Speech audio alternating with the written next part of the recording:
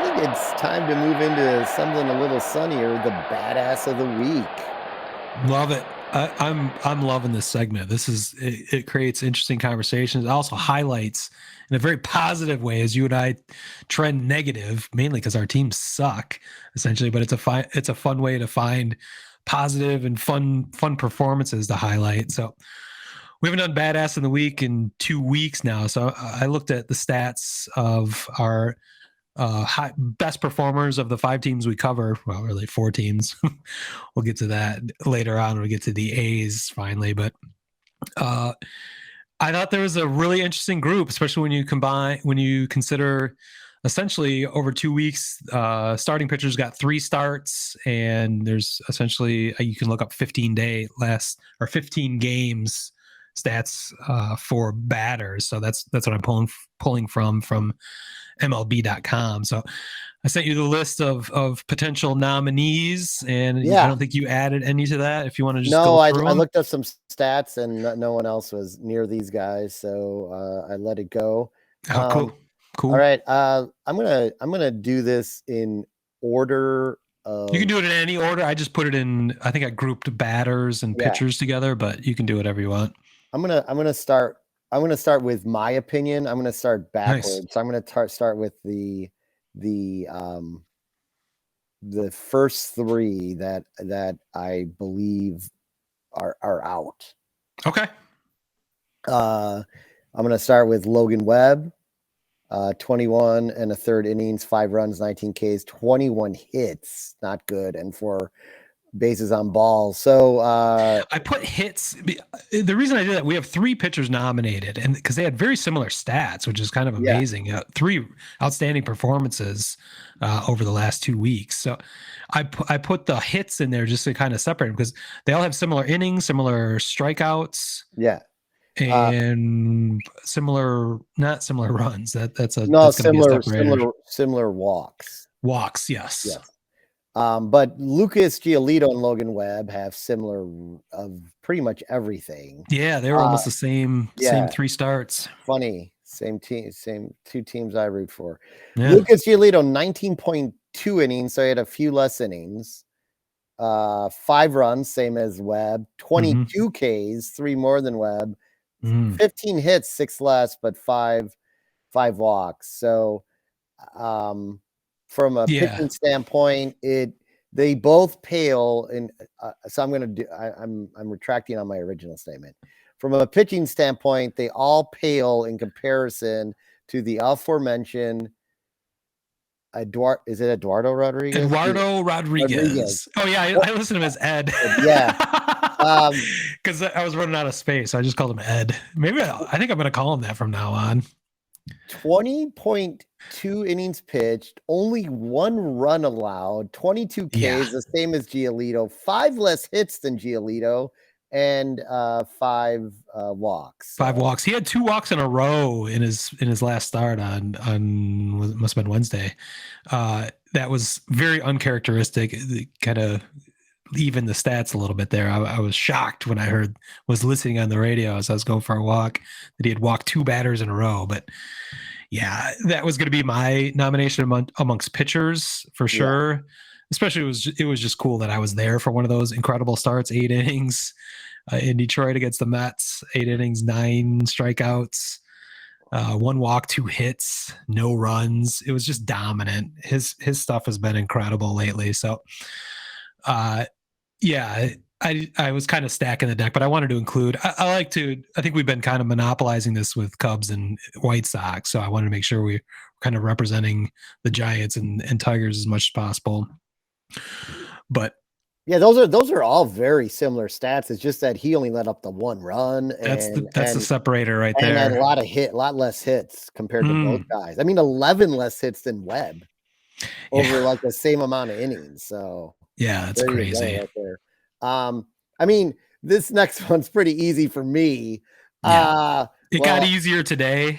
Yeah, Javi Baez, you may remember that jag bag, but he's 11 runs, 3 home runs. By the way, I got to throw this out there. You said jagbag, but Canopic has been calling him Javi Bag of Donuts. Yes. And I've reposted that on Twitter a couple of times.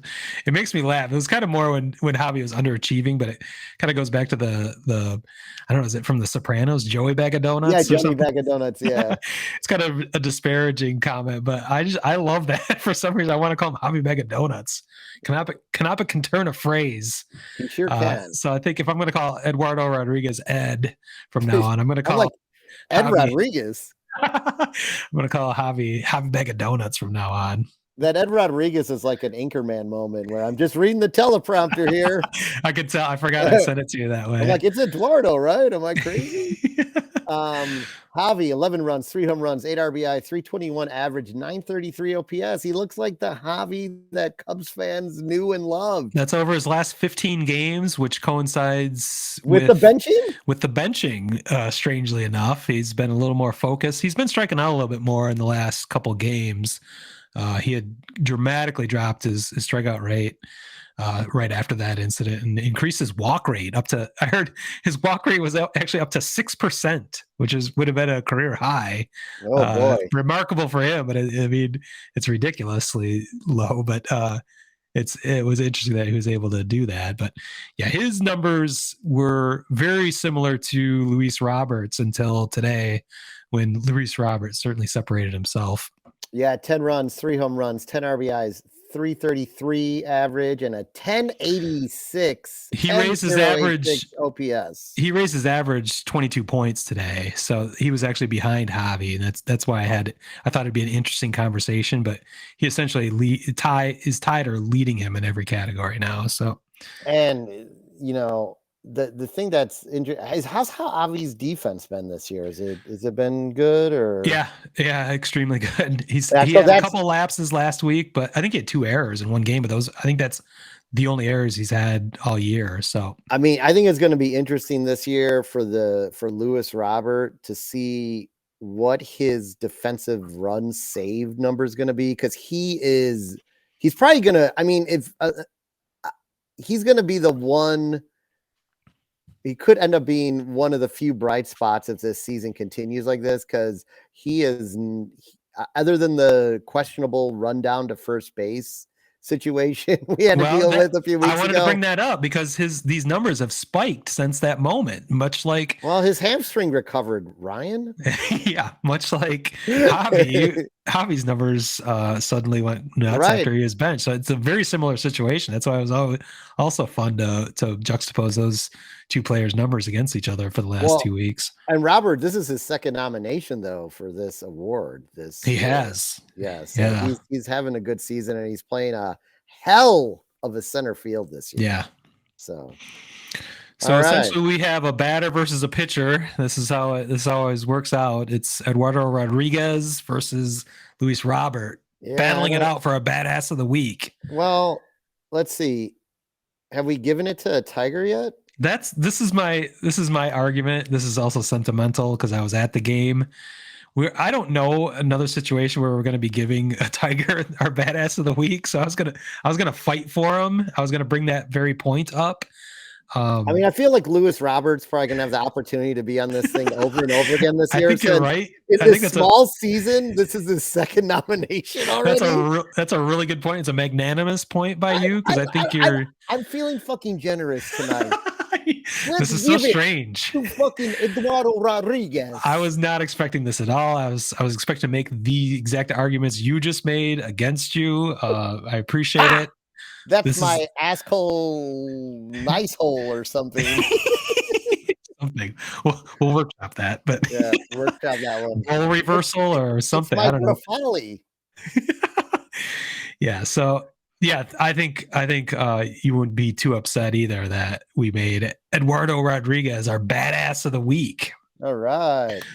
It's amazing how we came together on that. We're getting along. I guess we're both wallowing in all of our team's mediocrity. I mean, it's hard to have a big attitude about anything. It's hard to get on this podcast right now. I mean, I think the technical difficulties was the baseball god saying it's really not worth talking about, guys. What are we doing here? Why are we doing Why are you guys even doing this podcast? I did see a fellow podcaster, the guys who do the 108 podcast for the White Sox. Section 10? Well, Yeah. yeah, they have the 10. I forget what they're. I don't know if it's the 108 podcast, but whatever. Uh, he commented, "Well, the good news about this is we'll probably lose 6 more White Sox podcasts this week." Yeah. After the Kansas City series, I thought that was hilarious. Oh boy, yikes! So.